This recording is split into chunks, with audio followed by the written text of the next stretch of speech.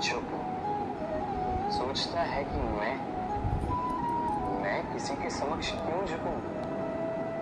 और ऐसा इसलिए होता है कि मनुष्य एक महत्वपूर्ण बात भूल जाता है। इस संसार में, इस जीवन में उसने जो भी प्राप्त किया है, झुक कर प्राप्त किया। बालपन में चलना सीखा तो इस धरा पर झुककर, गिरकर। बड़ों का आशीष लिया तो झुककर। किसान को फसल काटने के लिए झुकना पड़ता है, कुएं से पानी निकालने के लिए पात्र को झुकना पड़ता है। भगवान से आशीर्वाद प्राप्त करने के लिए उनके समक्ष झुकना पड़ता है। आंधियों में वृक्ष सुरक्षित कैसे रहते? झुकता। सम्मान कैसे पाया जाता है? झुककर। किसी के समक्ष झुकने का अर्थ स्वयं का आत्मसम्मान खो देना नहीं, उसका अर्थ होता है विनम्र। हम मनुष्य हैं और इस आकाश की ऊंचाइयों तक पहुंचने के लिए हमें किसी पक्षी की भांति पंखों की आवश्यकता नहीं। बस जितना झुकेंगे उतना ही ऊपर उठेंगे। राधे राधे। आप इस संसार में ऐसे कई लोगों को जानते हो जिन्हें आप स्वार्थी मानते हैं, जो आवश्यकता पड़ने पर ही आपको स्मरण करते हैं, अन्यथा वर्षों तक कहीं दिखाई भी नहीं देते। किंतु जैसे ही उनकी आपकी सहायता की आवश्यकता पड़ती है, हाथ जोड़कर आपके सामने संचरण। बड़ा क्रोध आता है, नहीं? मन खिन्न हो जाता है। मन से ये स्वर निकलता है कि इस व्यक्ति की सहायता न करें। किंतु ऐसा कभी मत कीजिए।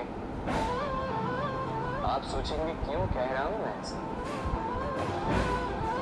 स्मरण रखिएगा, दीपक का स्मरण व्यक्ति केवल तभी करता है जब अंधकार गहरा हो जाता है। उसे स्वार्थी मानकर स्वयं व्याकुल ना हो, स्वयं को दीपक मानकर आनंदित हो। भाग्यवान समझिए खुद को कि किसी को आवश्यकता पड़ने पर आपकी याद आए, कि आप इस संसार में किसी की सहायता करने योग्य हैं। इस जीवन में किसी के स्वार्थी होने से स्वयं का दृष्टिकोण न बदले। बस ये दृष्टि रखिए,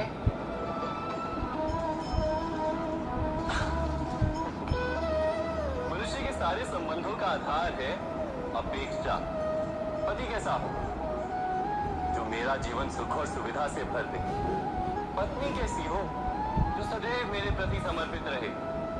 संतान कैसी हो जो मेरी सेवा करे, मेरा आदेश माने? कमाने की इच्छा हो तब भी कोई मनुष्य किसी की अपेक्षाओं को पूर्ण नहीं कर पाता, और वहां से जन्म लेता है संघर्ष। सारे संबंध संघर्ष में परिवर्तित हो जाते, पर मनुष्य अपेक्षा को संबंध का आधार ना बनाए और स्वीकार करे केवल संबंध का आधार, तो क्या ये जीवन स्वयं सुख और शांति से नहीं भर जाएगा? स्वयं विचार कीजिएगा। संबंधों ने आपको संपूर्ण संतोष दिया है? विचार कीजिए। हमारा जीवन संबंधों पर आधारित, हमारी सुरक्षा संबंधों पर आधारित। इसी कारण हमारे जीवन के सारे सुखों का आधार भी किसी घटना में अन्याय का अनुभव होता है तो वो घटना उसके अंतर को झकझोर देती। समस्त जगत उसे अपना शत्रु प्रतीत होता है। इसमें कुछ गंदगी है, किंतु यदि आप इसे कुछ समय के लिए ऐसे ही छोड़ दोगे तो आप देखोगे ये मैल अपने आप इसके तले जाकर बैठ जाएगा। यदि इस पात्र को हिलाओगे तो कुछ नहीं होगा, शांत छोड़ दोगे तो ये मैल अपने आप नीचे चला जाएगा। उसी प्रकार जब हमारे जीवन में कोई समस्या हो, हमारे जीवन में अशांति हो, तो कोई हलचल करने से या संतोष खो देने से हमें उसका हल नहीं मिलेगा। शांत रहकर विचार करोगे तो उसका हल मिलेगा।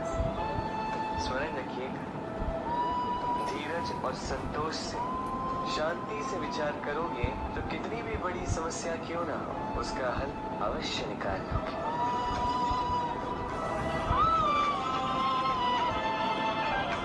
क्योंकि अशांति का सुझाव शांति ही है।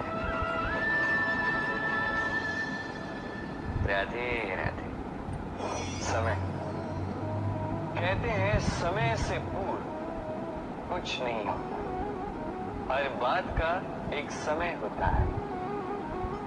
समय से पूर्व न सूर्योदय होता है, न सूर्यास्त होता है। समय से पूर्व पौधों में न पुष्प खिलते हैं न फल। किंतु एक बात सोचिए, यदि वर्षा आने से पूर्व किसान भूमि ना जोते, वो बीज ही ना पिरोए, तो क्या फसल होगी? यदि योद्धा युद्ध से पूर्व अपने शस्त्र ही ना परखे, तो वो युद्ध कैसे लड़ेगा? इसका अर्थ ये, समय आपका जब आना है तब अवश्य आएगा, किंतु तब तक ये महत्वपूर्ण है कि आप स्वयं को उसके लिए सज्ज रखें, क्योंकि ये अवसर, ये शब्द बोलने में जितना छोटा है, ये आता भी उतने छोटे समय के लिए है और फिर निकल जाता है। अब यदि अवसर आपके हाथ आ जाए और यदि आप उसके लिए सज्ज ही ना हो, तो आपको सफलता कैसे मिलेगी? तो आप उचित समय की प्रतीक्षा कीजिए, उस अवसर की प्रतीक्षा कीजिए, किंतु तब तक निरंतर प्रयासों से स्वयं को और सक्षम बनाते रहिए, क्योंकि सफलता आपकी प्रतीक्षा कर रही है। बस उसके लिए सज्ज रहिए। राधे राधे।